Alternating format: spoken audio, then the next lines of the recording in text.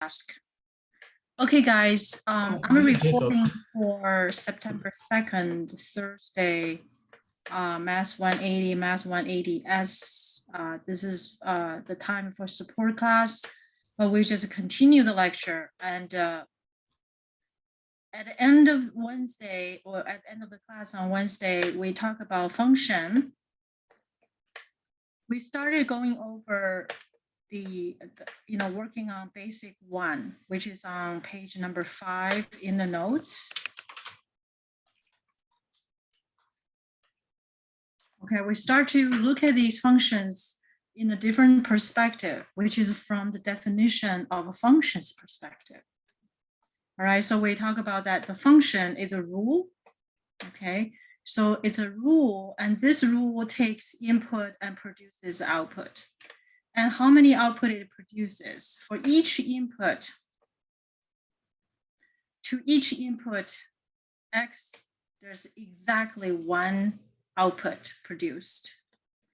And with that definition, we talk about that all the possible input that the rule can apply that makes a domain. And the consequence of all the input in the domain that producing output, those outputs all together makes the range. So input from the domain, output makes the range. Okay, so we're going to continue from that perspective. Take the first function, for example. Okay, so we're going to go over these functions one by one. Okay, the first function is y equals c. And what does it mean? What does it mean? It means, okay, I'm sorry, my doctor sending me a message for tomorrow's procedure. Anyway, in this case, if we go back to the function's definition, okay, this rule we have here, okay, is going to be the rule of y equals to c. What it means is that, meaning for every input X,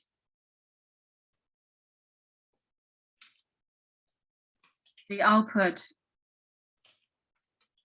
is C. Okay, we're going to take that example. We're going to take an example on this one. Example. Okay, suppose we have a function which is y equals to 2.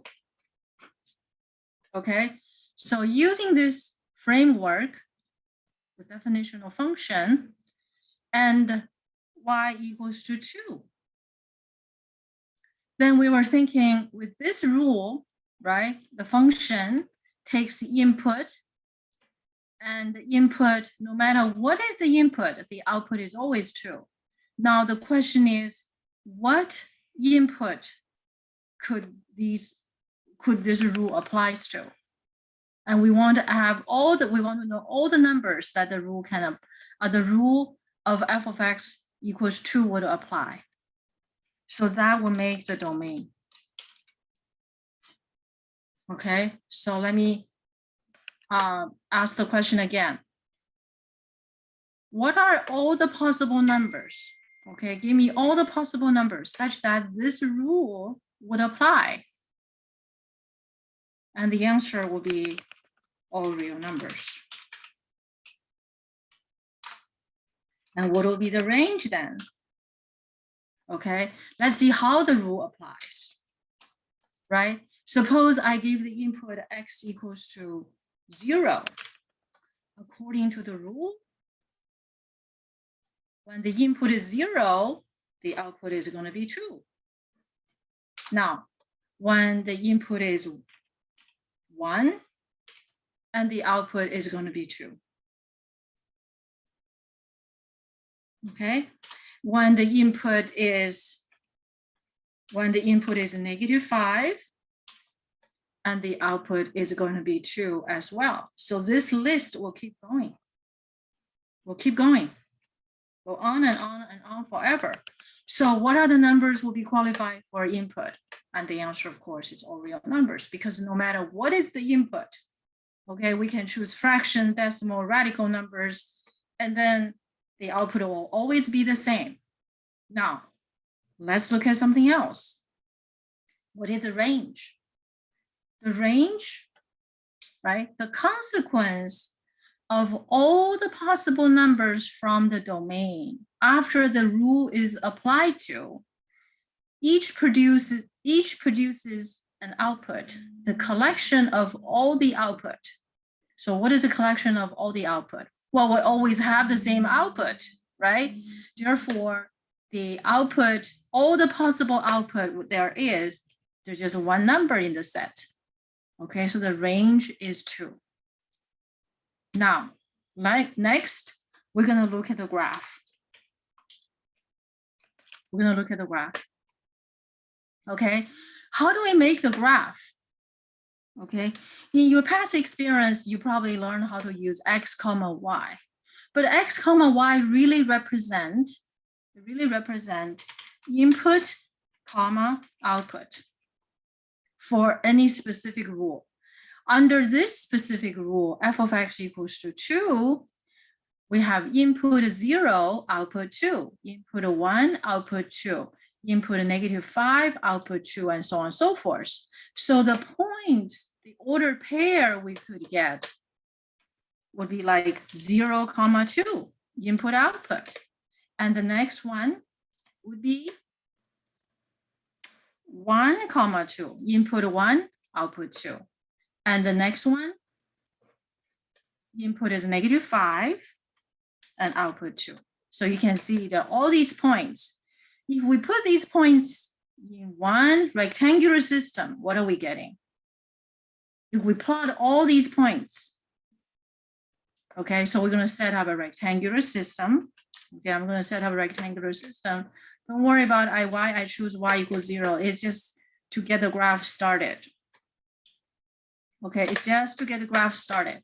So I'm going to put all these 3 points in this graph. Okay. All of these points in this graph. Okay, and I'm going to make some adjustment.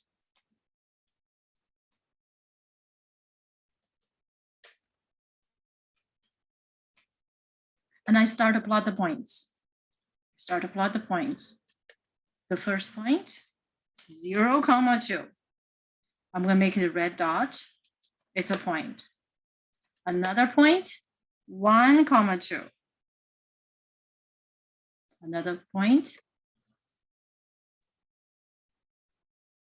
Okay. Another one, -5, 2.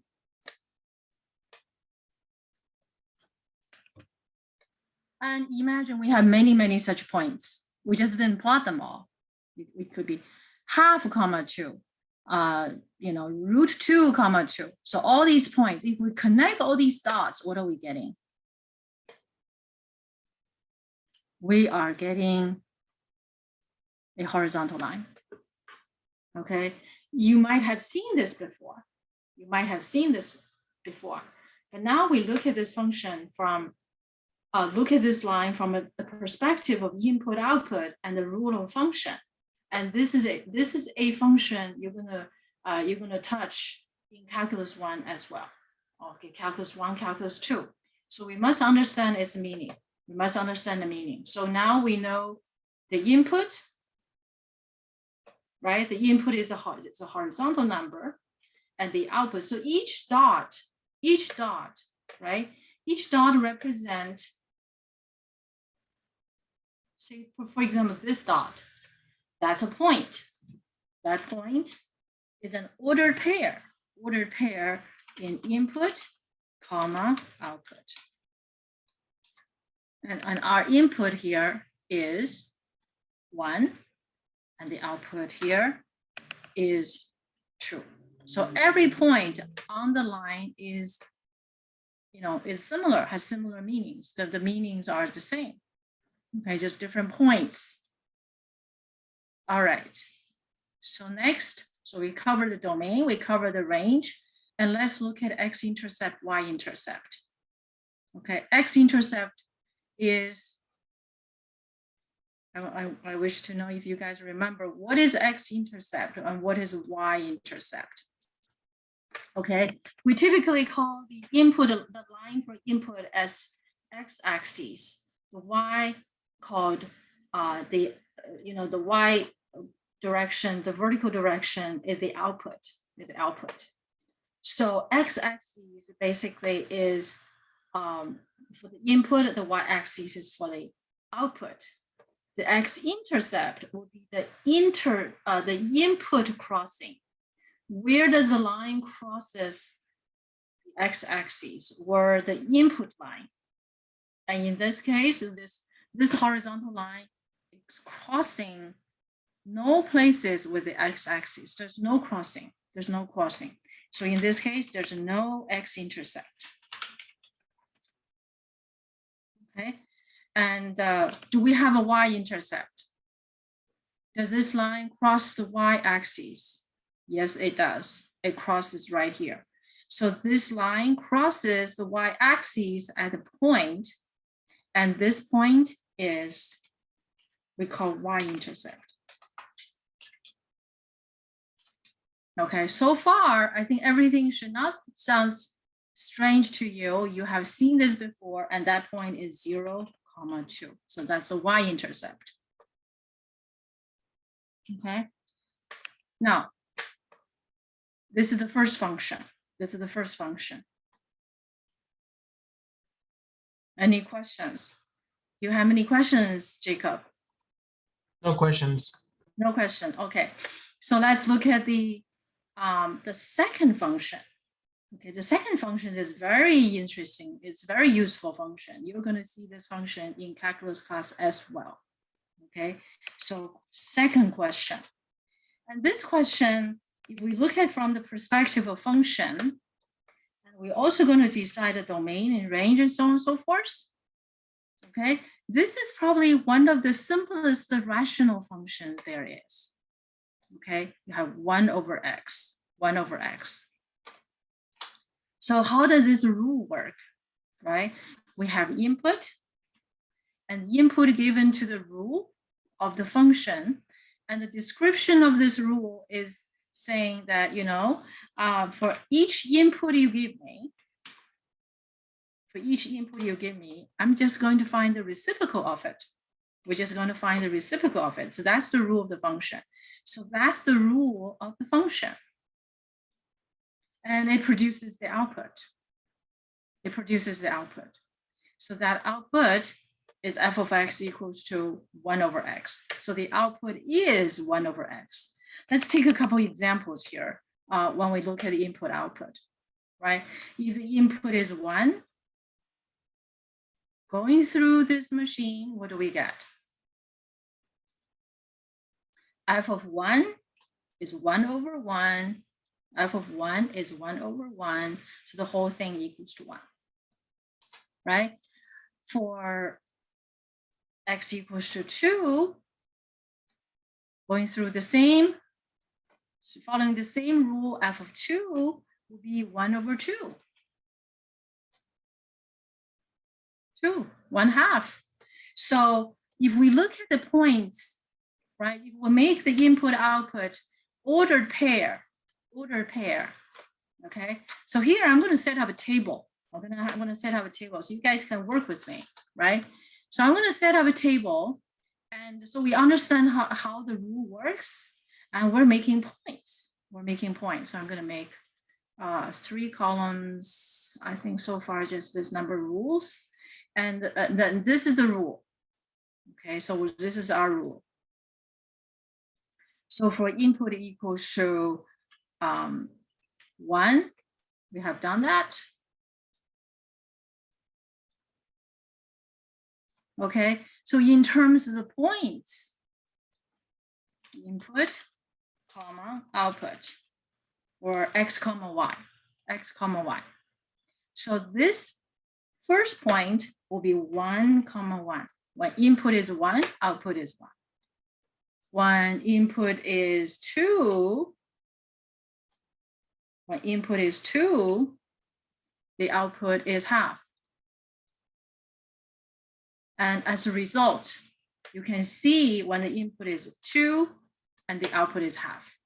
They're reciprocal to each other, right? You see, the input, the form, the consequence of as output is the consequence of applying the rule. Okay, and then we start to think, what will be the domain? What will be the domain, right?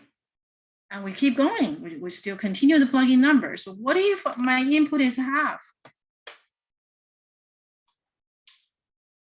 Right? If my input is half, and half is used as input, right? So this is half. And X is half.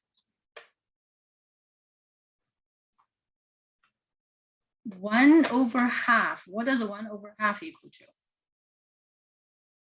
You know that, Jacob? What is 1/2? I don't. Okay, so let's look at this, okay? Now, how many half are there in 1? 1/2, I think.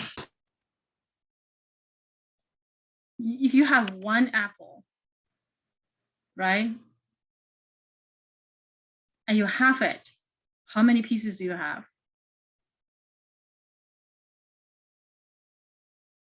Sorry, I'm getting distracted a little bit. What does 1 divided by half means? 1/2. 1 divided by half. What is 1 divided by 0.5? 0.2. 0.2? How did you get that? I simply just did 1 divided by 0.5 like you did. 1 divided by half.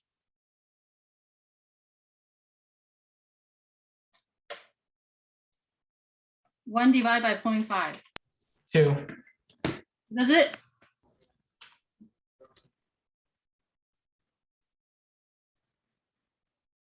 Two, right? Yeah. There are 2 halves in 1, right? Mhm. Okay, so f of half, f of half equals to 2. Remember, they're reciprocal to each other, right? So this rule, you take the input and you get the reciprocal of it. Do you know what's reciprocal? Do you know what's reciprocal? Yeah. Reciprocal. Okay, this function actually is a reciprocal function. Reciprocal. Okay, examples would be, say, 2.5 are reciprocal to each other.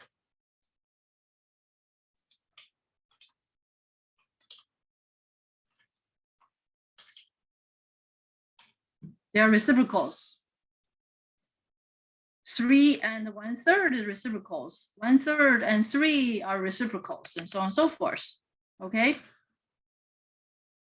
All right, so we get another point. We got another point. So now, if the input is half and the output is 2. Okay, so we got that. So now I'm going to give you a couple more points.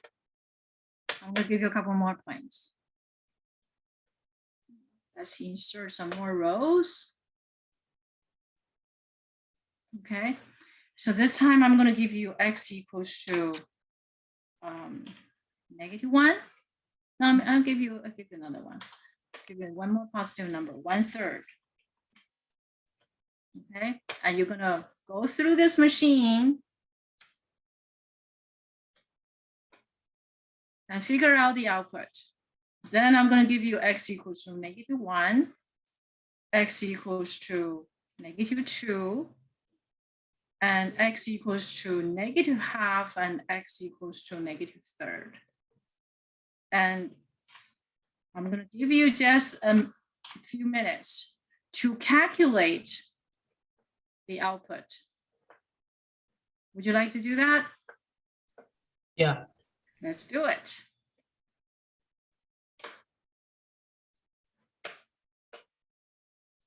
Okay, it would be great if you have a piece of scratch paper. Okay, so when the input is 1/3, and that's 1/3. So 1 over 1/3, what does that equal to? Would equal to 3. Sorry? 3. Oh wait, the f of x would be 1/3, and then the answer would be, the output would be 3. Perfect. You're right. Okay, great job. Okay, so f of 1/3 is 3. They're reciprocal to each other, remember, right? So how about if the input is -1?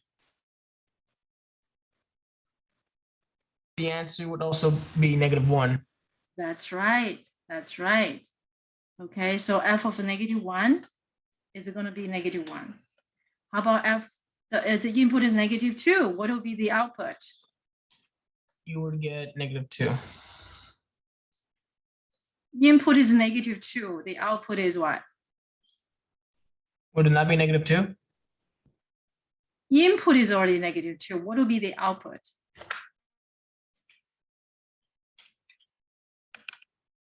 -1/2. My bad. Sorry.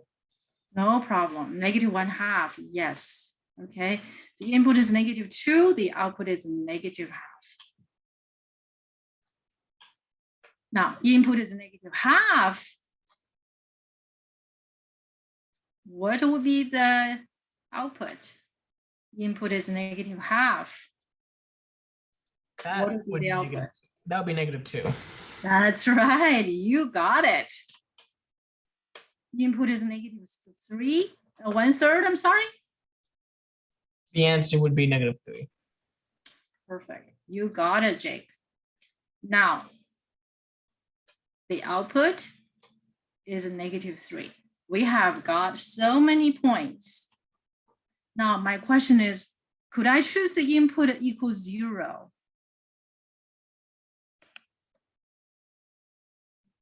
You could, but you really wouldn't get anywhere.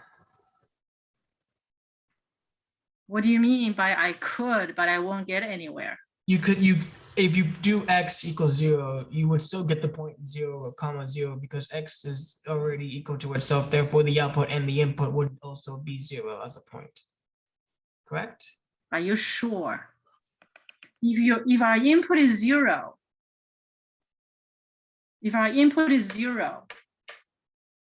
okay, so let me insert a row here. Wait, I realize you can't do it. It's not possible. You'll be dividing by 0, right? Yeah, I realize that. That's right. We cannot choose 0 because in that case, we'll have, if 0 is used as input, we have a dividing by 0 case. That's undefined. Okay, that's undefined. And so such number does not exist. And according to the definition, what does the definition say? Definition says the output has to be exactly one number. So for that input, we don't have an output. Okay. Function definition. Function definition. For each input, we have to have exactly one output. In the case of 0 as input, we have no output. We have no meaningful output. Therefore, 0 cannot be in the domain. All right. So this is the place it tells us that x cannot be 0. Essentially, this tells us, so 0 cannot be in the domain. Okay, so I'm gonna put a little note here. 0 cannot can't be in domain. So in the process, we are assessing input output. Hi, Farouz. In the process, we're assessing the the values, plotting the points. We have also discovered the domain. By the definition of function, this rule cannot take 0 as input, but it can take any other number other than 0. So we're going to describe the domain as x cannot be 0. The next question is, what is the range?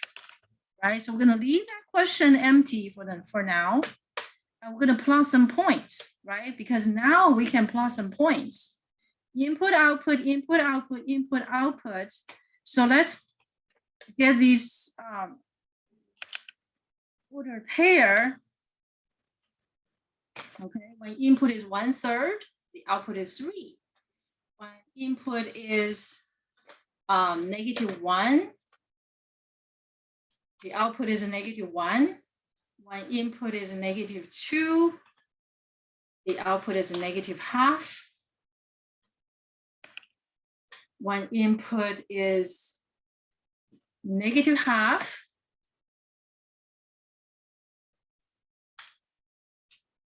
okay, when input is -0.5, the output is a -2. When input is -1/3, the output is a -3. You guys agree with me? Yes. All right, so now I would like you guys to plot the points with me. Okay, I would like you guys to plot the points with me.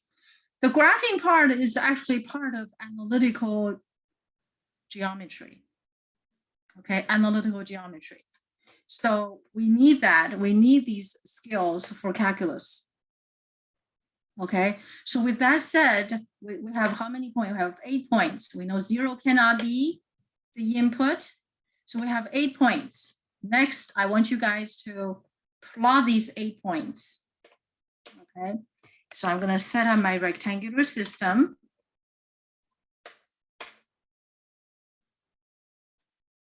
Okay, did you guys get the points?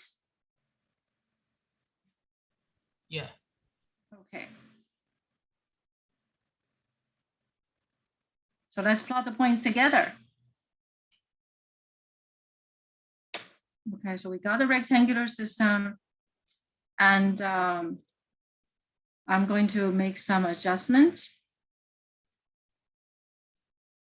Okay, and let's see if I'm going to make the graph just a little bit smaller so we can see the points, and we can plot the points at the same time.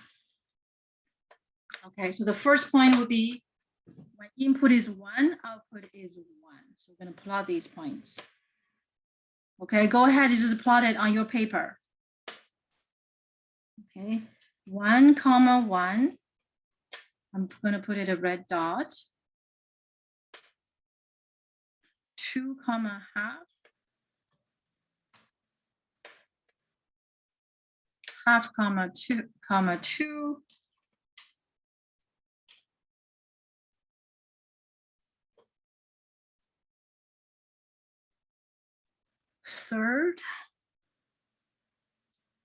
1/3, 3. We got these points. Okay, obviously we can plot more, right? We certainly can. We can plot more points. Now let's plot these negative numbers, these other 4 points. Okay, the other 4 points are -1, -1, red dot, -2, -0.5. Input -2, output -0.5. And input a -0.5, -2, and input a -3, I'm sorry, input a negative third, output a negative 3. So we get 4 more points. Right? Look at the distribution of these points. Okay, it would be nice if we can mark it. And what if we connect the dots? If we connect the dots, and we will get the graph of this rule and this function. Okay, so let's connect the dots.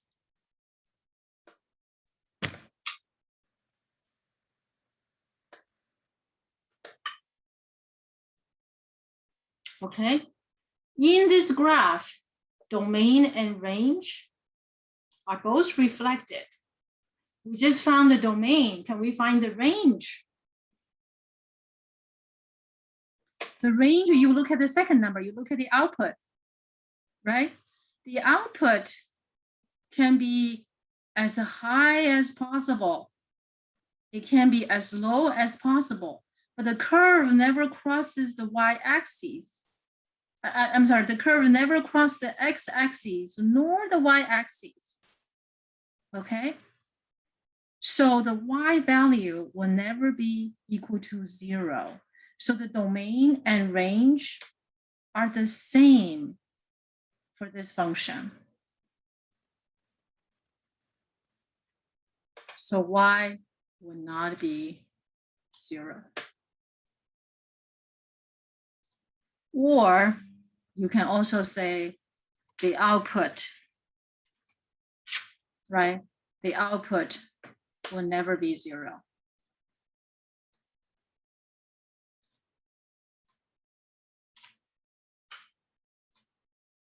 Okay, now X-intercept, Y-intercept.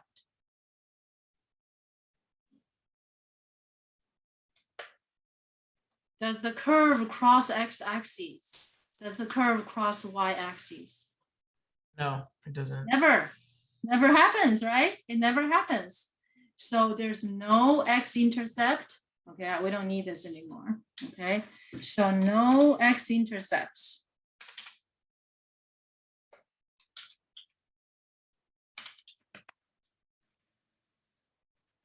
And no Y-intercept.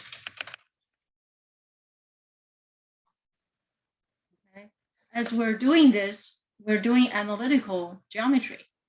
This is analytical geometry.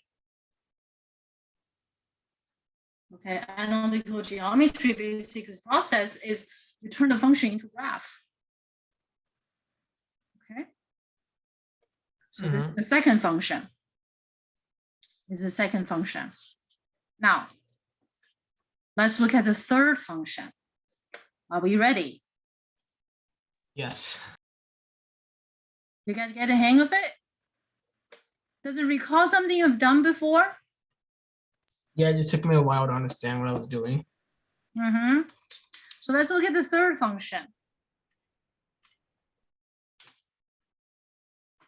What does this mean? It means whatever the input you give me, I'm going to use the input as output. So the output is always the same as the input. That's what this function means. Oops. Okay, so this function takes input. Okay, and the rule of the function says, hey, whatever input you give me as input, and I'm going to produce the output is the same as the input. That's it. Okay, so that's the function we call y equals to x. You guys definitely have seen this function before, right? You have seen this function before. So now, shall we plot some points and graph and identify domain and range, right? Has it become a little easier? Yeah. Yes, okay. So let's plot some points, okay?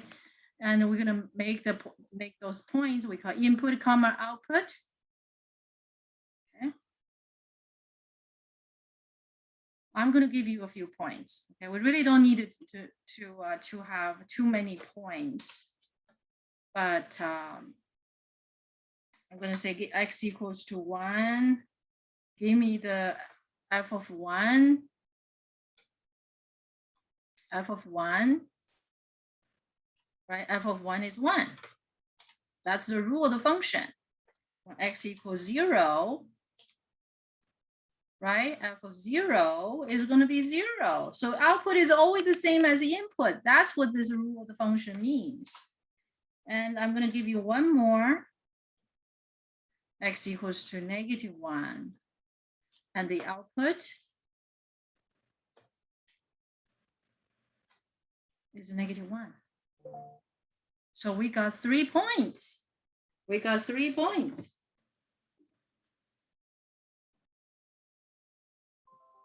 Okay. In this case, actually 3 points is enough to graph. So let's make those points. Input is 1, output is 1. Output is always the same as input. Okay. Input is 0, output is 0. Output is always the same as the input, right? That's the rule of the function. And next, input is -1, output is -1 because output is always the same as input. So now let's plot the points. What do you get? What do you get? Do you guys get the hang of it? Yep. Has it become easier? And this is the method. This is the method of working with these functions. Okay. And after we're done with this section, we will get to see how we use it with a different perspective, how to observe them. Okay, let's see. We're going to plot those points. We got 1, 1, red dot, 0, 0, red dot, -1, -1, red dot. Don't worry about this, okay? Because the scale need to be adjusted. Okay, I just need to adjust the scale.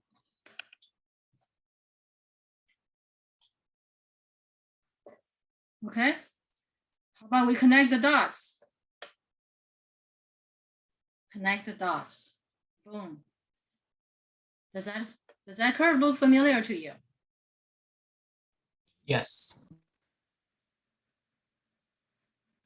Right. Let's work on number 4. Let's work on number 4. Oh, we haven't done domain and range, X-intercept, Y-intercept, right? Right. Okay, let's take our time to get that part done. So number 3, right? So let's write down the domain. I'm going to change this, make it a little bit more compact.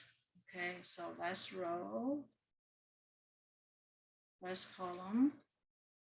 Okay, the domain and the range. What is a domain? Or what is the range?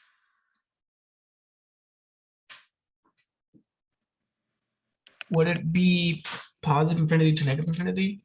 That's right. That's the perfect answer. All real numbers. Negative infinity to positive infinity. You got it. What the range? Positive infinity to negative infinity, or Same, right? Because every output is the same as its respective output, input. Domain and range. How about intercepts? How about X-intercepts? For the X-intercept, it would be 0, 0. Right, X-intercept. How about Y-intercept? How about Y-intercept? Would it also be 0, 0? You're right. Okay. You're so right. Absolutely. The intercepts, X-intercept, is the same as Y-intercept. You got it. You got it. Okay. I think now we have good reason to move forward, right? Great job. Great job. Now, number 4. What rule is this? This function is not new to us, right? Is this function new to us? It shouldn't be. It's not, right? You've seen this before. Sure, you have seen this. Now we just look at it from a different perspective. The rule of this function says you give me an input, okay? And the rule says I'm going to take the input, multiply by itself, and then it produces the output. So the output is x squared. So that's the rule, okay? You certainly can put some fancy notation there. And you can even write x times x is x squared. So that's the rule. That's the rule. Now, let's answer these questions. Domain, range, and look at some points, right? Domain, range, let's look at some points. We can do this as all at once because I'm sure you guys can do this very well. Okay, so I'm going to give you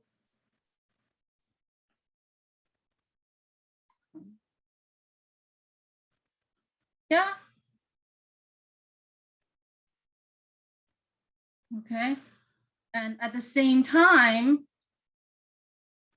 we want you to answer the question about domain, range, X-intercept, Y-intercept. All right. So now I'm going to give you the input. Now you're going to do the calculation for me, okay? Output and the points.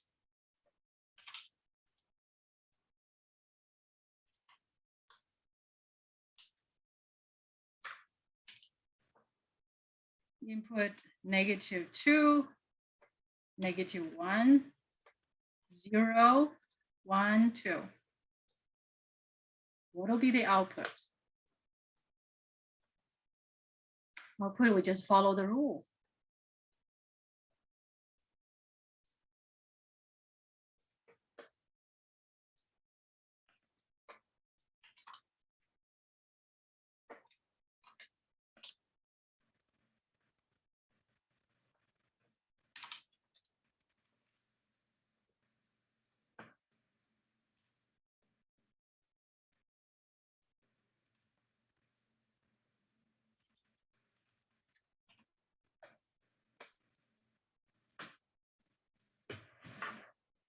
And of course, we're going to graph.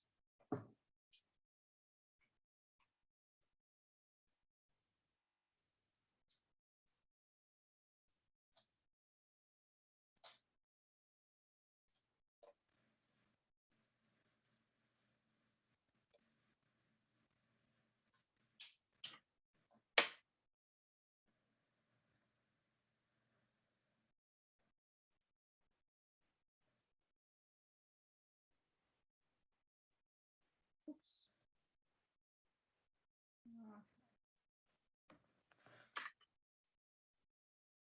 Okay. Are you guys done?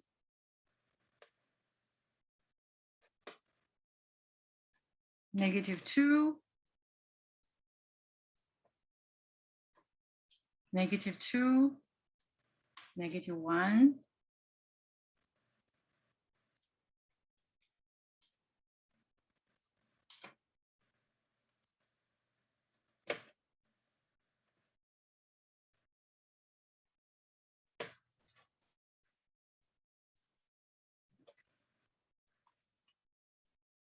Input, output, input, output. Professor, f of -1, double check. Sorry? You have f of -2 twice. That's right. Thank you. You're welcome. And 1, 1, 2, 4.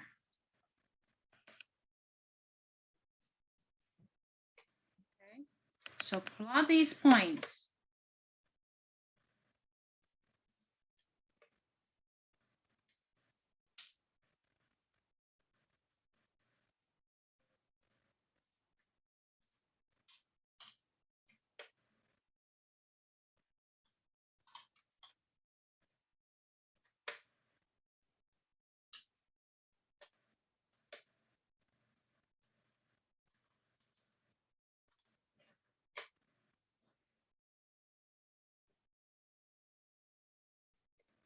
Connecting the dots. I trust you guys are doing it, right? Yes. Wonderful, wonderful. What is the domain? The domain would be all real numbers, right? Perfect. Because this rule can apply to any real number. So any real number will be in the domain. And for each number in the domain, it produces exactly one output, right? Remember, we follow the definition of function. For each input, it produces exactly one output. So now the domain is from negative infinity to positive infinity. You can use that interval notation. You can also use the words, which is all real numbers. What is the range? The range would be 0, 0. 0, 0. Or is there no range? In the range? Range are all the possible outputs. Range is all the possible outputs as results of the rule applies to all possible inputs. It would also be all real numbers too. Or am I wrong on that one too? You said all real numbers, you mean it can be negative number? Wait. You see, if you look at the outputs, right? If you look at these outputs,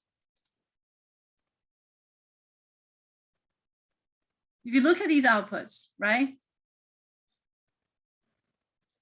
All these outputs, the output can be 0. Could the output ever be negative? No. No, never. Right?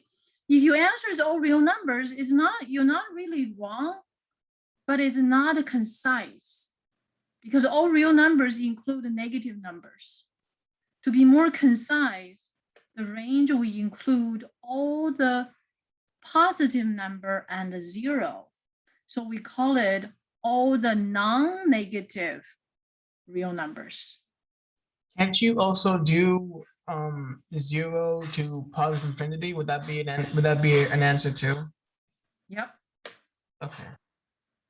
So in the interval notation, okay, including 0 to positive infinity. But my preferred way is this. The range x squared is greater than or equal to 0. If I combine these two, if I combine domain and range,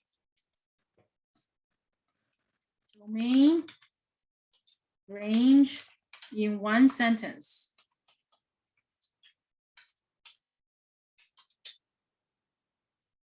is going to be x squared is greater than equal to 0 for all real numbers. This will be my preferred statement. Okay. I see. See that? This is okay. Yeah. This is fine. And one sentence, even better. We're going to see a lot of applications of this. Any questions so far? So no the domain is about all of the first numbers. The range is about the second numbers in the points. And we can see this on the graph. You can see on the graph, okay? You can see on the graph, right? You see the curve doesn't show up underneath the x-axis. The lowest point is 0, 0. And all of these pieces are positive. You see that?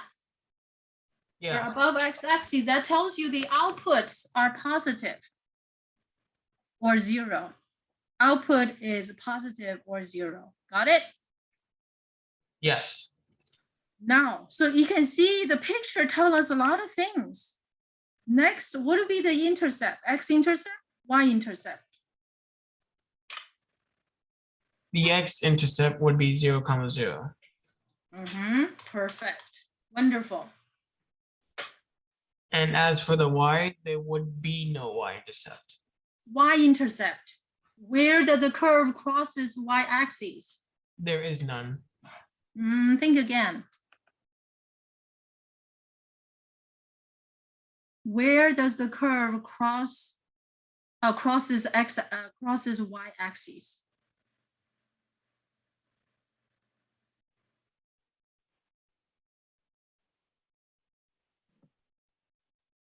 Look at it. I know you can get this. Is it also 0, 0 too? Okay, I'm just losing my mind at this point. That's right. You might be tired. It's about time. We're going to take a break. Okay. Good job. Very good job. Okay. It's not a test of it's not a contest of speed. It's a contest. It's an exercise of thinking. Okay. All right. I think we're going to take a break for 10 minutes. How about that? Okay. Very good idea. Very quickly. Okay. So I'm going to come back 2 minutes past 7. All right. Okay. See you soon. So we've done the first 4 functions. Okay. So next we're going to do the 5th one. We're going to do the 5th one. Number 5. Let's look at this rule of the function. So by this time, I think you guys kind of got the hang of it, right? A function is a rule. So let's review the concept of a definition of function. So I'm just going to copy and paste. Okay.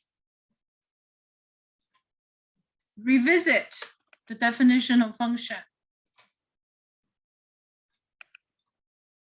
Okay, so let's read the function together, the definition of function one more time. A function is a rule that assigns to each element x in the set of A, which is in the domain, exactly one element called f of x in the set of B, which is a range. So when we read it this time, do we feel we understand this better? Do we? Yeah. Very good. So when you study calculus, this is how you study. Okay, you're gonna be learning a lot more definitions. You're gonna learn about definition of limit, definition of continuity, definition of derivative. Always go back to restudy those definitions over and over again as you do a few more exercise and go back to revisit those concepts. And the more you do this back and forth, the better you understand the concept. All right, so now let's look at this rule. Right, we have input. The input will be apply the rule. The rule will be applied to the input. And it has to produce exactly one output for each input. Right? So this is our rule. It produces output. It produces output. It looks like for each input, we're going to take the square root of it. And the square root of the input will be the output. Does that make sense? So Yeah. now we will have to be thinking, what will be the domain? And what will be the range? and points and graph. X-intercept, Y-intercept, right? We're getting into the routines.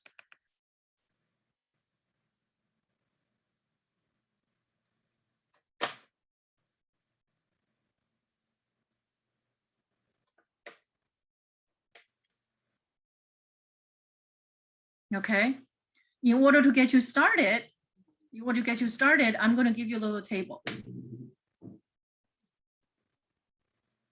Okay, I'm going to insert a couple rows. I'm going to give you some numbers. Input, output. And the points, input, output. Suppose I give you -1, 0, 1, 4, 9. Will the rule apply to each one of these inputs? Each one of these inputs? It won't apply to the first two. Very good. Because when we take a root of a negative number, we will end up with a complex number. We cannot plot a complex number in the rectangular system. Therefore, for this input, there's no real number output. No real number output.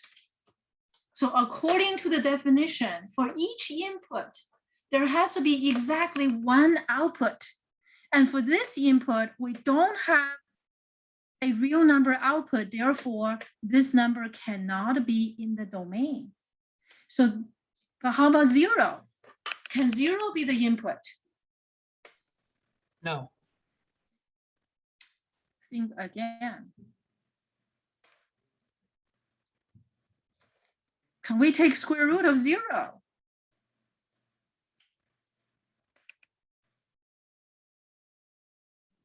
What's the square root of 0? 0. That's right. We do have an output. We have exactly 1. And therefore, we have 0, 0. When input is 0, output is 0. We cannot have any negative number as input. And that tells us the domain. The domain is what? X must be all the non-negative real numbers. And this is the shorthand notation. Okay. All non-negative real numbers. So let's look at the output. Okay. Could you find the output for me? For 1, for 4, and for 9. You can find the output for all 3 of those. For the first one, it would just be 1. The second one would just be, well, the answer would be 2. And the third, and for number 9, the answer would be 3. Wonderful, wonderful. So this is 9. This is 9, and that will be 3, right? So for each input, we have exactly 1 output, right? So these numbers will be qualified to be in the domain because the rule applies and produce exactly 1 output. Do you see how that definition of function flows in here? Yeah. Now we got the points, and very quickly, we're going to plot the points.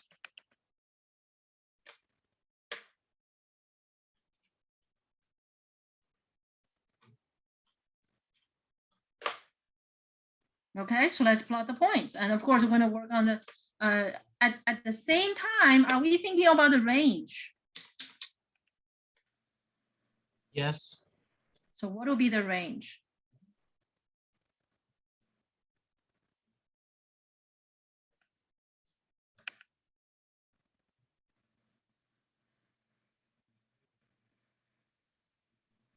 The range would be y is greater than 0, right?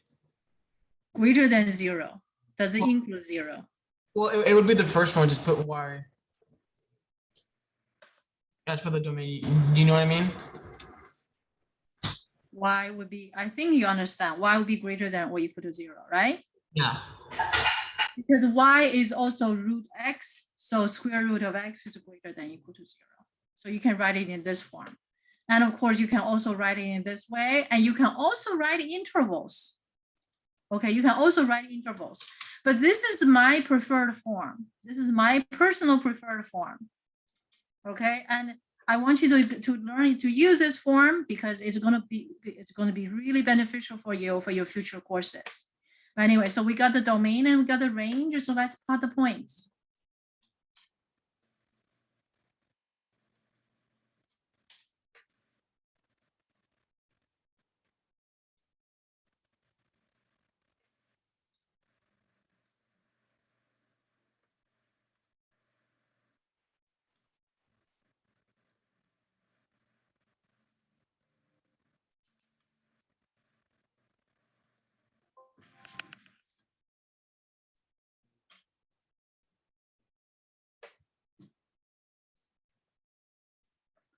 Plotting the points.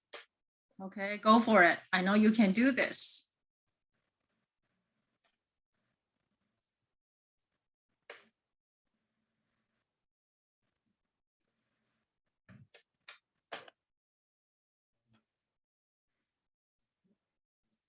Input 0, output 0. 0, it cannot be, input cannot be negative.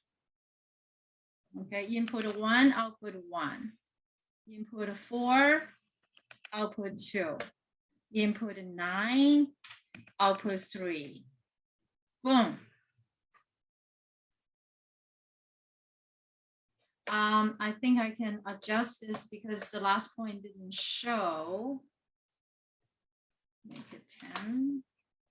Okay, 4 dots. What if we connect the dots?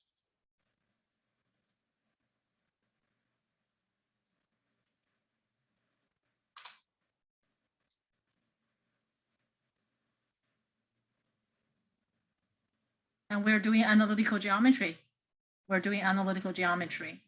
Okay, so that's number 5. Domain range are found. What else we need to find? Intercepts. Huh? I'm sorry, I cut you off, Jacob. It's okay. We both got. It's the same answer. You got the other way. That's right. That's right. Okay. So next we're gonna get to number 6 because, but let us just finish this. Okay. So X-intercept, Y-intercept.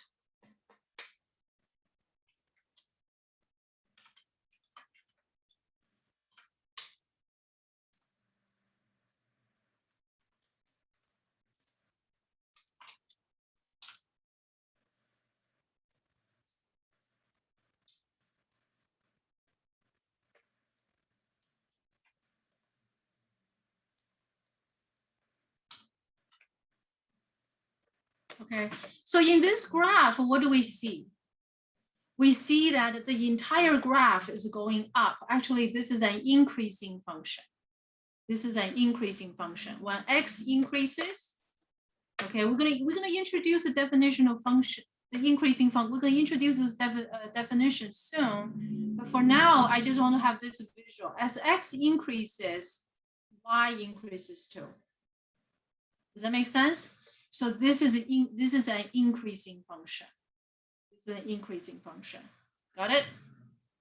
Okay. And next we're gonna look at number 6.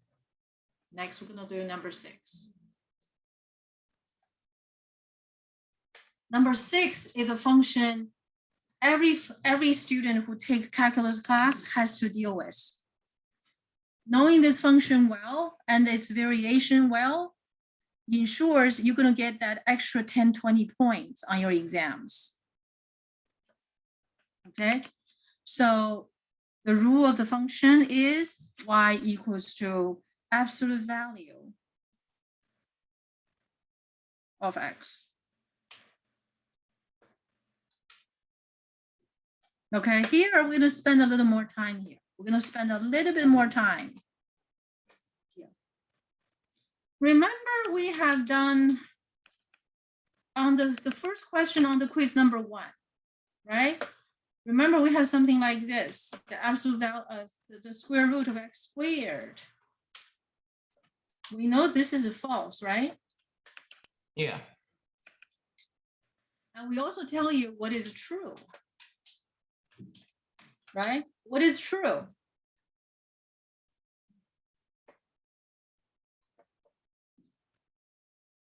Right?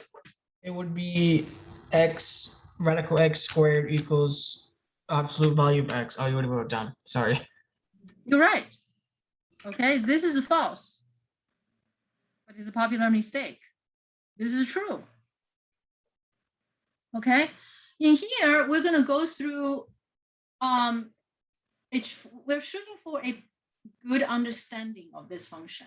So first of all, why is this true? And we can test drive it by positive number, negative number, 0, right? Yes. If x is a positive number, it's true. If x is 0, it's true. If x is negative, it's also going to be true, right? Yeah. So we accept this as true. And for this function, I'd like to just review a little bit. Do you guys know what this means? The absolute value of x. The absolute value of x. And what does absolute value of x means? As a rule, okay, the function will take an input and then take the absolute value of the input. And that will be the output.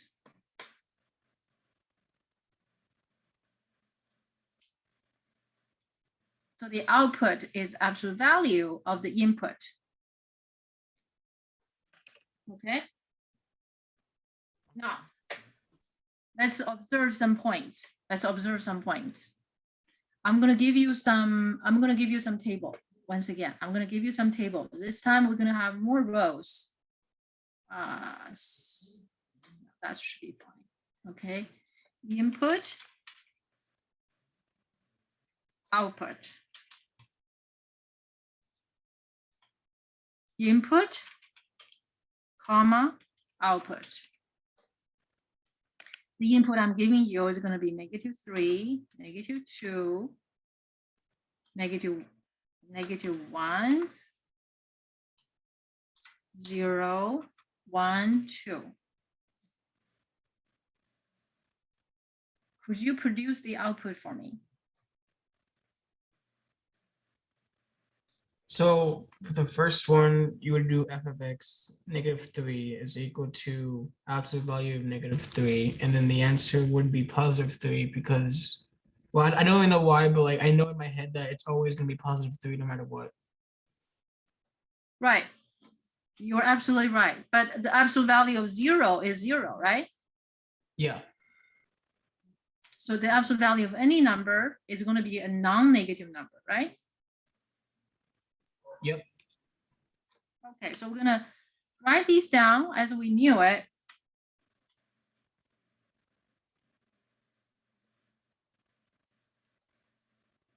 So that's 1, that's 1, that's 2, and that's 2. Now, I want you guys to make some observation here. Okay? Look at the cases when we take absolute value of positive numbers.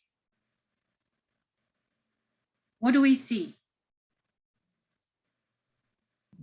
The same positive numbers. The output, if the input is positive, right? If the input x is positive, what is the output? The output of the positive number is going to be the same as the positive number, right? Mm-hmm. Okay. If the input is 0, the absolute value of 0 is going to be 0, right? So in both cases, if the input is positive or 0, the output will be the same as the input. Okay. So observing these two cases, I'm going to write down the following sentence. I want you to take that and I want you to decide for me whether that's proper. Okay. The absolute value of a non-negative number is the same as the number. Would that be a true statement?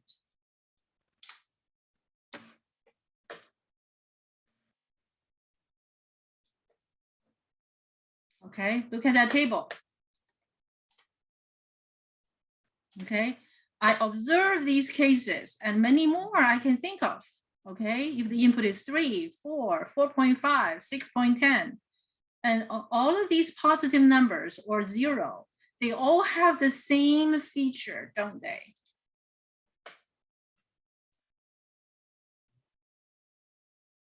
Yeah, they do. Yes. Yes? Yeah. Okay, so now let's observe. So do you agree with this statement? Could I say this statement is true? Yes, the statement is true. Thank you. Okay. What if the input is negative?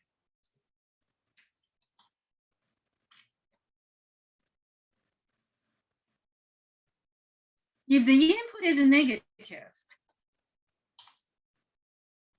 the absolute value of -3 is a +3. Okay, but 3 is the opposite of a -3, isn't it? Yes. Okay, so could I write it this way too? Negative of -3.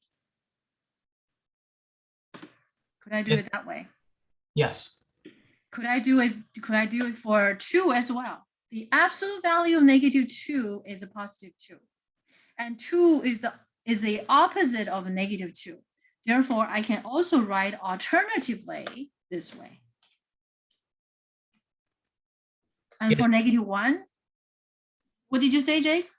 I said yes. Okay, the absolute value of a -1 is a +1. And +1 is opposite, right, of a -1. You put a negative sign in front of a number, you get a negative, you get the opposite of it.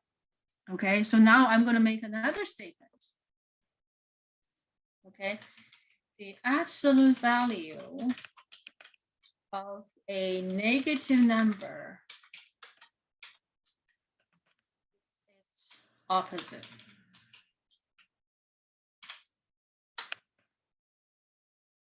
Could I say that?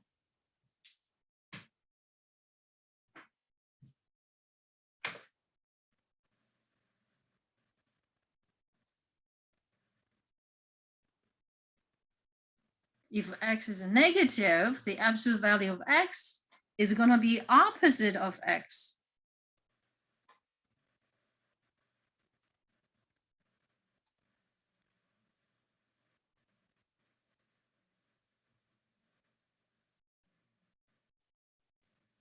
Okay, I see.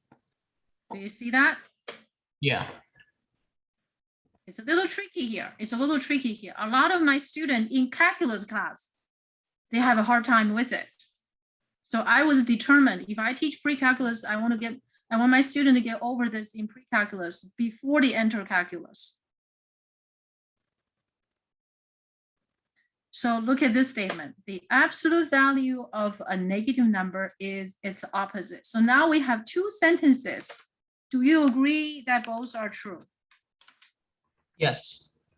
Now, I'm going to rewrite these two sentences. Okay, we haven't done the graphing, but we will do that later. Okay, this is more important, but this is just as important. So we have these two sentences. These two sentences covers the absolute value of a non-negative number or a negative number. So all the real numbers are covered. So let's translate these two sentences into mathematical expression. Okay, so the absolute value of a non-negative number will be expressed as the absolute value of a non-negative number. How do you express this absolute value of non-negative number? So I'm gonna say if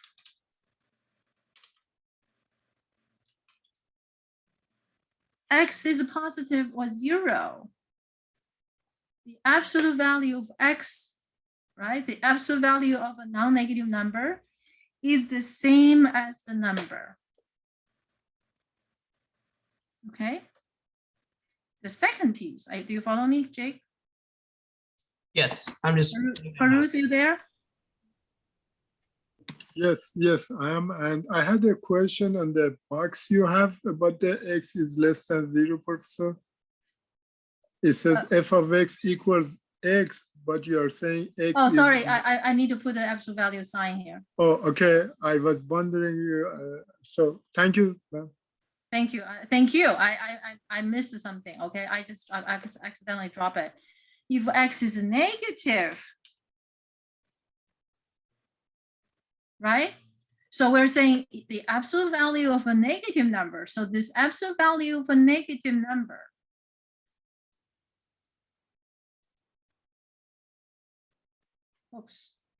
need to be removed.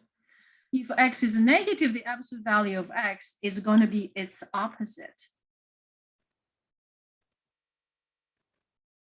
Do you guys see that? Yes. Good Very job. interesting. Okay, so now I'm going to combine these two. I'm going to say the absolute value of X, absolute value of a non-negative number,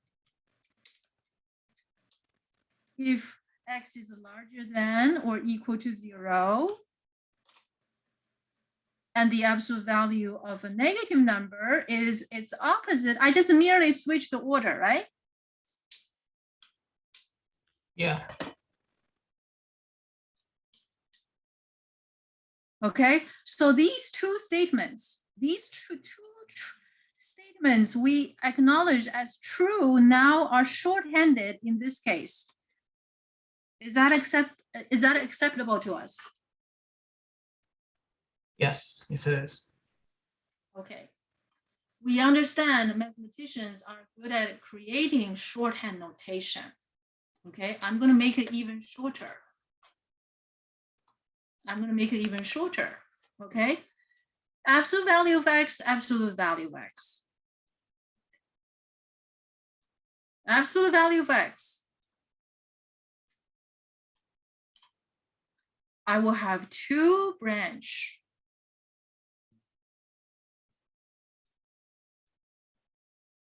Watch this.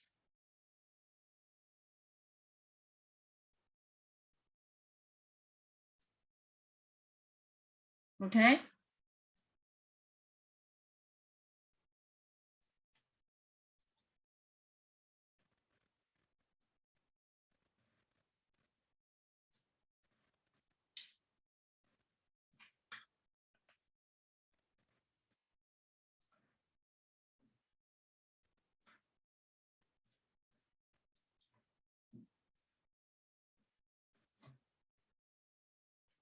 How about that?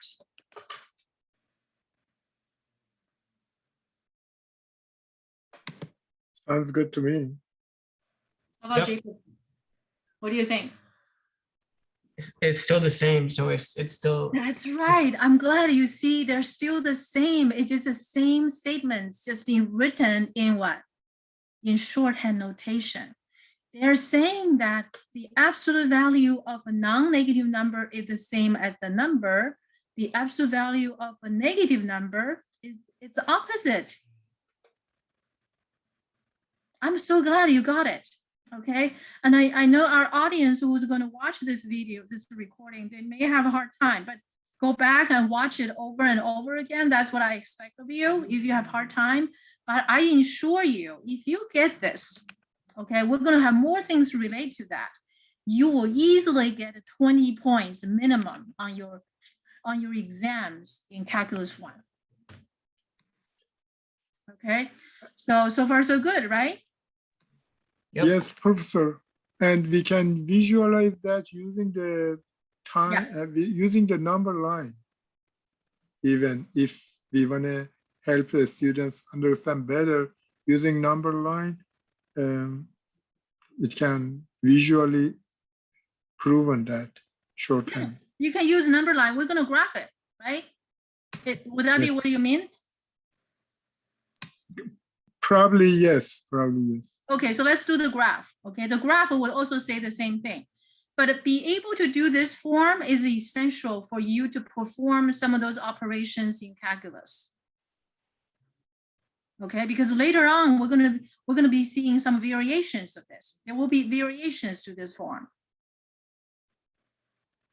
Okay, for my past teaching experience, my student in calculus class, a lot of them, I would say a lot of them depends. They really have a hard time with this, and they easily lost 20 points on these absolute value. But teaching calculus class, you cannot avoid this situation.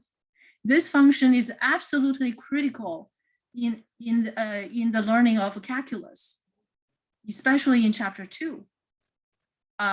Depends on which textbook you use, right? Depends on how your professor presented the material. It's just one of those functions. No professor teaches calculus can avoid this function, and they have to test you on this. And therefore, you know, I see so many people just lose points. They just couldn't get this. Okay, or it takes longer time to get it. So you really have a good head start. Okay, so with all this said and done, we have this in your calculus textbook. You're going to see this one being introduced on day 1. Okay, your professor may or may not have time to explain that why you have this, or he may have some time to explain to you this, but you won't get much chance to practice. Okay, in this class, I'm going to make sure you get to practice well enough to secure your 20 points plus. Okay, so anyway, without further ado, let's go back to plot the points. Let's see what we get. Okay, when input is -3, output is 3. When input is -2, the output is 2. When input is -1, the output is 1. When input is 0, the output is 0. When input is 1, the output is 1. The input is 2, the output is 2. Okay, so let's plot these points together.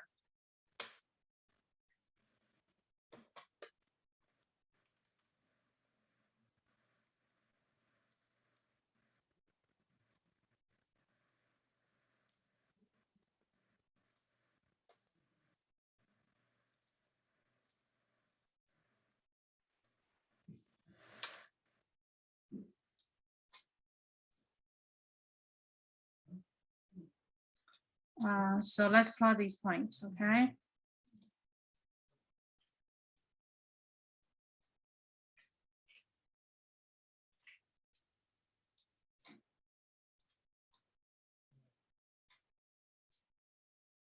We're going to use the red dot again.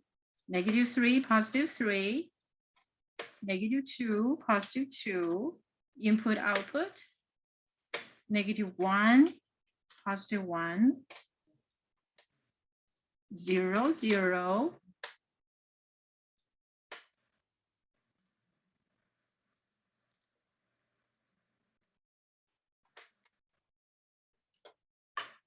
Oh no, I think I made some mistake. I did. Sorry about that.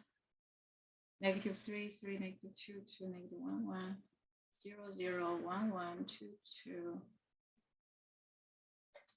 What happened? They don't look right.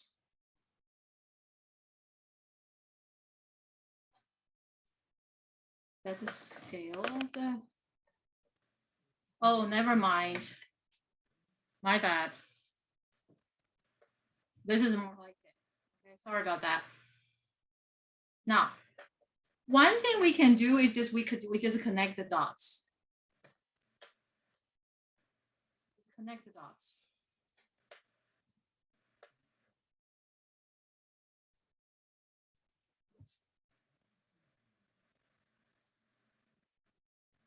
Okay, it's that V form. But you also know that what this piece, okay, this piece is when the input x is greater than or equal to 0. So you get this piece, y equals to x. And this piece is when x is less than 0. And that's the piece of y equals to negative x.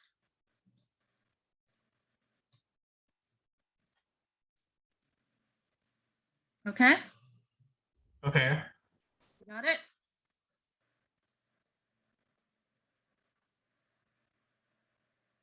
So this is the graph of absolute value function. Very, very important function. Okay, in the future, we will talk about its variations. And for Ruth, it's mentioned, you look at from the perspective of number line. So do you want to give us some comments? Probably yes, Professor. I guess this is a graph of it. Yes, it is V-shaped, absolutely correct. And then usually for the simplification of the absolute value, the definition, we used to in the lower level classes, math classes, like intermediate algebra or lower than that. The professor were telling also, guys, absolute value means the distance to 0 on the number line. The distance cannot be negative. So if we say, what is the absolute value of -5? What is the distance of -5 to 0 on the number line? Right, 5. that's the definition, right? Yes, and then how about the absolute value of 5? Look at the distance of the 5 on the number line to 0, 5 units. That's why the absolute value, they were changing, they were defining it as simple as the distance to 0 on the number line, those two parallel lines. Yep. Thank you for that, compliment, for that addition. I did not review that part because I assume everybody know the concept of absolute value. So you guys, if you forget about the absolute value definition, it's a distance of a number to its origin, to 0, 0. Yes, On the absolutely number right. line. Very good. Yes, ma'am. Thank you, ma'am. Okay, but I just simply apply this definition and we got these numbers. It's absolutely essential. Okay, so whatever you need to make up, right? You forgot the definition, you go back to study the definition, or you ask that question in class and we can talk about it next class. Ultimately, you must get to this point. You must be able to use this sentence at ease for your success in calculus class. Is that clear? Yes. Okay. So with that said and done, and all these absolute value issues, so let's look at the domain, range, and intercept. Okay.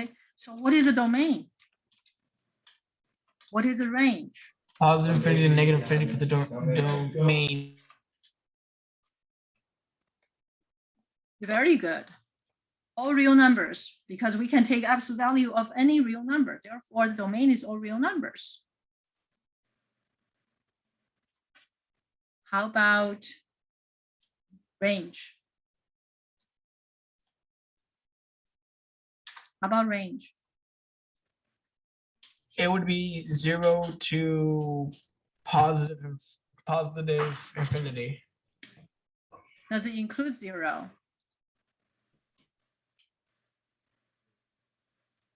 It would include 0, right? Yeah. My preferred form is this. The absolute value is greater than or equal to 0. Okay. One sentence, domain and range, is this guy. For any real number x, this is the preferred. Okay, you're gonna find out this is super useful. This is going to be super useful. The concept of absolute value They're not only used in calculus 1, they're used in calculus 2. Okay, especially the sentence we have here, and in words and in mathematical expression. Okay, the bottom line is you must master this. I mean, you must master this, and then you will secure your 20 points at least in calculus classes, plural. Okay, can you promise me you're gonna work hard on this? Yes. What we're gonna see here in my past experience is sometimes the student, they kind of, I understand it today, but 2 days later, they kind of, wait a minute, how come we get this negative sign here? Right? So you're gonna have some back and forth, understand, confused, understand, confused. But keep at it. If you have any questions, so please don't hesitate to come back to me. We have the whole semester to secure this. I so wanted to secure this for every one of you so that you will secure that 20 plus points in your calculus classes. Okay. All right. Have we missed anything? So far, so good, right? So far, so good. So let's get to number 7. Wait, we didn't do the X-Intercept yet, or the X and Y's yet. I'm sorry? We didn't do the X and Y intercepts yet. Oh, yes, yes. Thank you, Jake. Thank you for that reminder. So what's the intercept? What's the X-intercept? What's the Y-intercept? The X-intercept would be 0, 0, and the Y would be also the same as well. Perfect. Perfecto. Great job. It's right there. Okay. This is the function that no calculus textbook can avoid. Because when you talk about the derivative, right, they will have to use this function. And this is the simplest form of this function. And they're going to use this function to make a point. Okay, I'm not going to talk about that point here because that's a calculus content. So you just cannot go around it. You have to understand it. All right. Now, thank you for reminding me, Jake. 7. Number 7.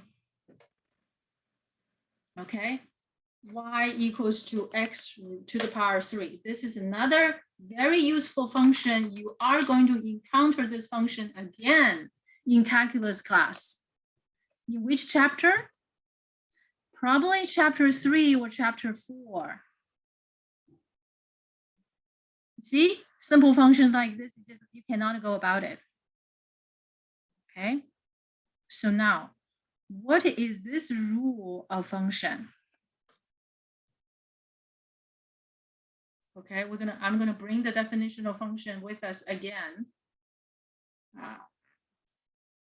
Where's the definition of function? Right here.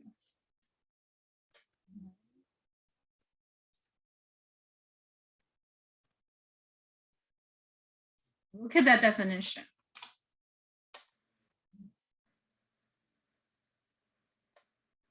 Okay, and this rule, you take an input, and the rule says, what does the rule say? The rule says we're going to take the input and multiply the input x times x times x 3 times, and it produces an output called x raised to the power of 3.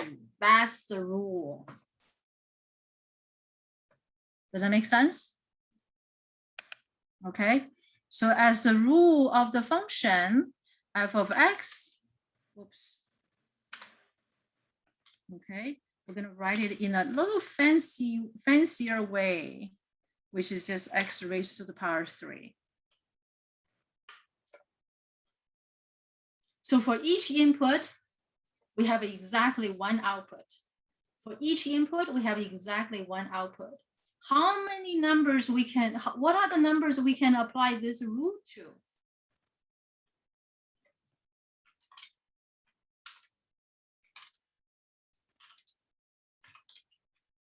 We can Domain, add sorry? all the numbers.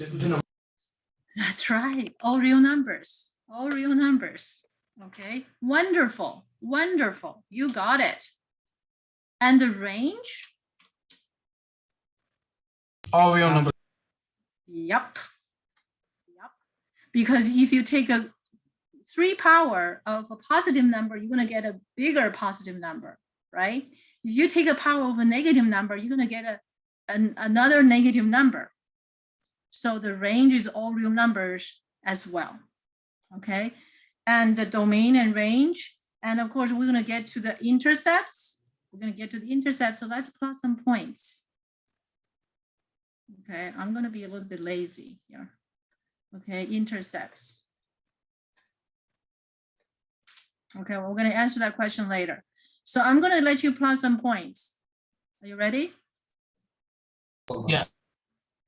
But I'm going to try to make this a little you know, easier for you.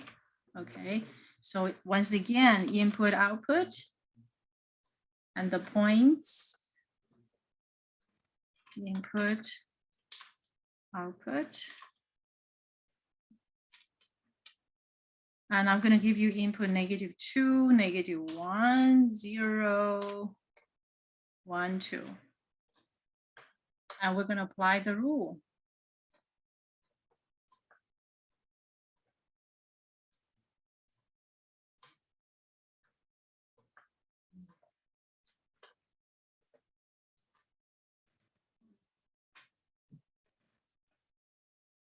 What do we get? For -2. Negative Just a 8. little, I'm sorry? -8. -8, right? Yes. -8. Wonderful. You know, all it takes is just a little bit patient, right? Do you think this is what patience will help us to get? All it takes is patience, right? So now you get the method of study. And all of these we're doing here is really just, we're doing function.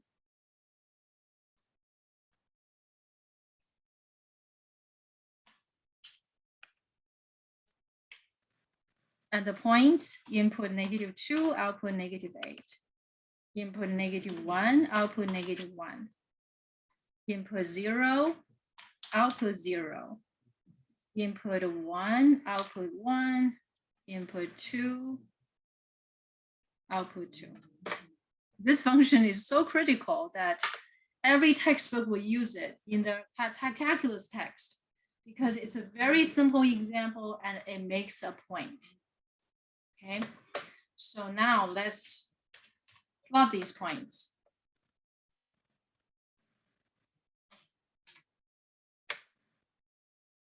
Are you guys plotting it? So please do.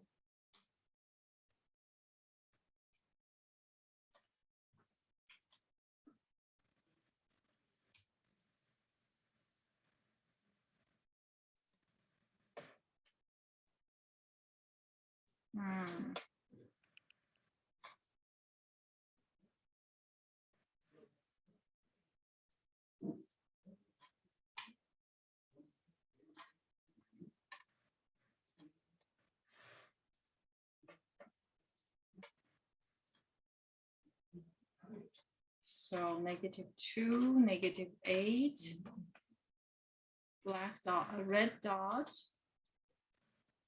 -1, +1, 0, 0. -1, -1.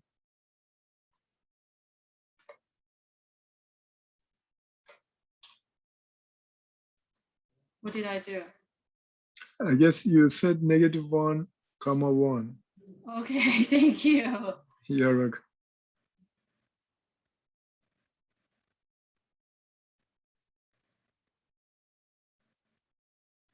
I think I'm a little tired. I need to get It's to almost close to end of the class, maybe it's 8 o'clock, 8:05. We No, are I gonna have finish. another session. I'm thinking of Oh the other my session God. actually going to be is actually going to be same to this here. I think I'm going to probably just. I don't know if I'll last that long. I have to go to eat some food soon. Oh, you guys haven't eaten dinner? Very soon. Oh, okay. Thank you for coming, Jake. It makes such a big difference that I have someone in the class. Yes, now it's 7:50, so we have like 10-15 minutes left. Yeah, soon. Okay, so we're gonna connect the dots. I enjoy the class very much. I'm just a little bit tired. Well, I have to go pretty soon. Thank you for letting me come, though. I really appreciate it. Thank you. I appreciate you're being here. Wonderful. Okay, so look at this curve, right? This curve is very important. Once you graph this, you see x raised to the power of 3. So when your calculus professor talking about this curve, and they're talking about critical points and all of that stuff, and you understand because the picture is in your head, right? Yes. And you Yes. see how easy it is to do the picture. And this piece we're doing is called analytical geometry. A lot of our students need this. Absolutely. Yes. Right? It's very basic work. It's very easy to do, but it's also easy not to do. Agree? And this is a continuous graph, one-to-one function, and all those concepts we are going to learn in future is Yep. here. So in intercept 0, 0. I think Jacob left, right? Yes. Okay. So, but that's okay. I think he got it. So this is the curve. Okay. I think we have time to do one more, which is number 8. Right? Okay. With domain, we got range. Let's do this. Right, Farouz? Yes, ma'am. Thank you so much for coming. You're welcome. So y equals to cubic root of x. Okay, so let's look at the rule of this function. We have an input, right? Yes. And that input will be taken cubic root. It produces an output, and that's our function. That's the rule of the function. Right? That's the rule of the function. That's it. Yes. Yes. And so we're going to figure out the domain, range, intercept,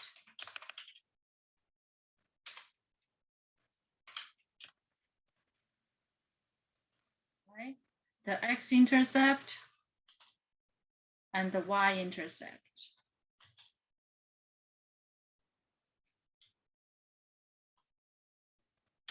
Okay, so let's Sure. plot the points. Okay, so I'm going to make that table with, I'm going to steal this line. Okay, so we can Save some time. save some time. Okay, so I'm going to give you some numbers here for us to calculate. Okay, and we apply the rule. The rule of function, applying this rule to the function.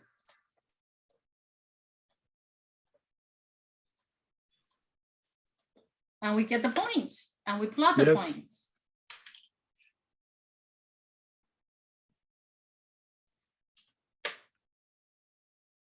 Okay, when the input is -8, The the cubic output root of should be, -8, should be -2. Is that correct? -2. So the when input is -8, the output is negative. Input is -8, output is -2. Input is -1. Output should be Output is -1. -1. So -1 input, -1 output, 0. cubic root of 0 is 0. So Zero, when input yes. is 0, the output is 0. 1.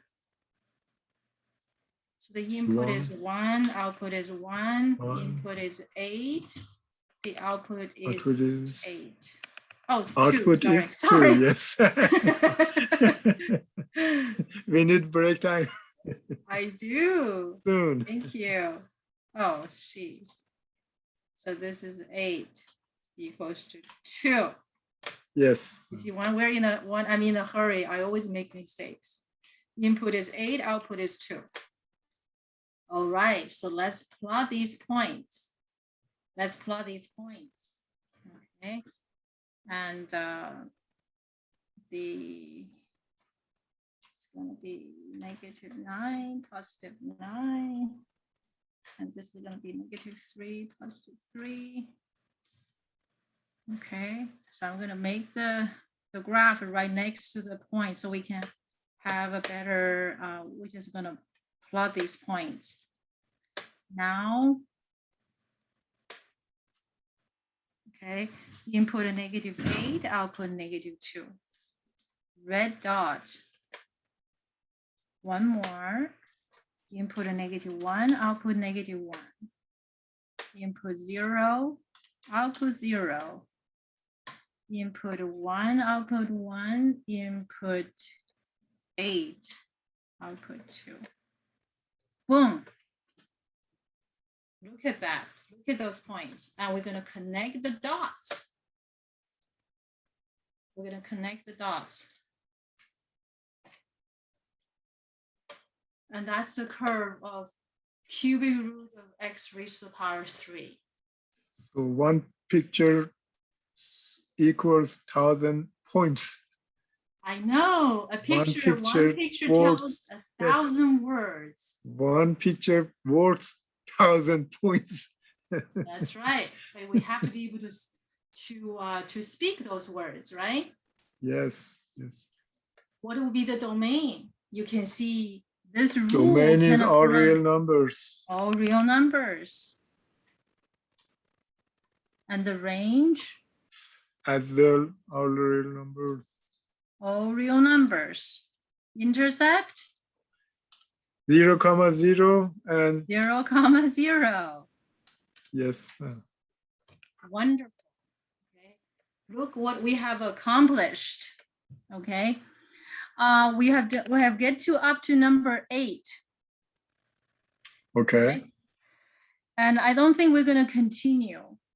Yes. We're going to continue next week. Professor, I believe if it is same thing you are gonna record for the next class, why you did go over this, right? You can just copy paste it for the next class. I think I'm gonna message everybody. I'm not gonna do the next one. Yes, yes, yes. Because it's gonna be the same. Absolutely correct. It's just the next class is gonna be a little bit longer. Okay. So I'm going to send message to everyone. I think I'm just too tired. I need to rest before my surgery. And I'm just doing this recording for both classes. Absolutely correct. And I'm going to go also catch up with my behind the schedule for tonight. Thank you so much, Farouz. I'm going to conclude. And thank you for whatever you can do tomorrow, or if you don't have to do anything. And I appreciate you. I appreciate your, support, and I let you know what happens next Tuesday, or whenever you want, what happens with tomorrow's session. Very good. Wonderful. Thanks again, and have a good night, ma'am. You too. Thank you. All right, guys. So this is the first, this is the first 8 function in basic 1. Okay, so we have covered them, and I'm going to conclude. I'm going to call it I'm going to call a day today, and I will send everybody the message, and I will see you guys on Tuesday. Okay, so please study. And I don't think I have the energy to make another quiz for you, maybe after my surgery. Okay, on Friday, if I have the energy, I probably will make you guys another quiz. It will be quiz number 3. But if I don't, I will also let you know that I need rest and I cannot make that other quiz. And the other quiz will be made after we return, after Labor Day. Okay, thank you for your understanding and thank you so much.